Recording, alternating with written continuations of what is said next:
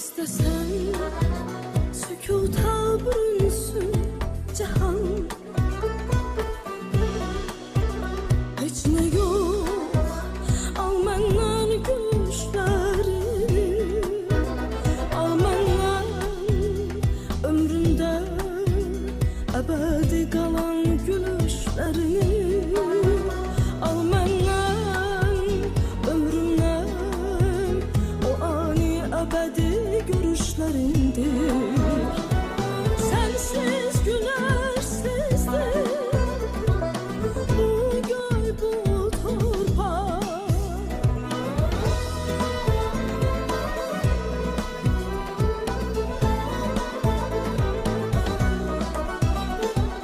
Her neyi istesen al menden güzel, tek koy kalsın ömür bir dünyalık gülüşlerindir.